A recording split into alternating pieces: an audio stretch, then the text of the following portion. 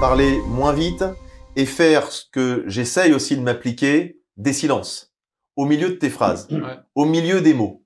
Et mettre moins de E, mettre plus de pauses, ça nous permet, nous, de respirer, d'enregistrer l'info que tu viens de dire, et ça appuie en plus ton charisme.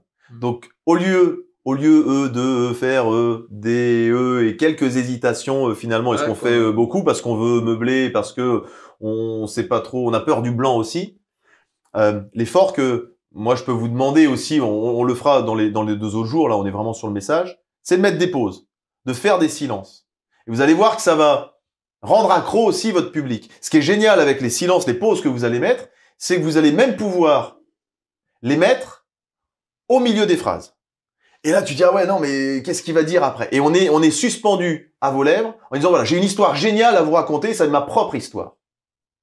Et ben moi, j'ai appris le golf en faisant, et tu vois, et tu nous envoies comme ça, vous connaissez, là pour le coup, on spoil déjà la fin, mais les silences vont vous aider à la fois à gagner du temps, à ralentir votre débit, à choisir la bonne information, c'est-à-dire le mot juste à transmettre, à rendre votre public accro, à appuyer votre expertise.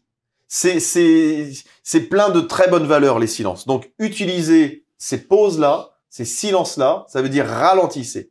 Voilà, on y reviendra, mais pensez déjà à ces techniques-là de ralentir. Et tu vois, je fais l'effort exprès, hein, pour le coup, je fais vraiment l'effort. Ouais. Et je vais vous dire à quoi je pense. Je pense à ma grand-mère qui a 86 ans. Et quand je lui parle, je dois ralentir.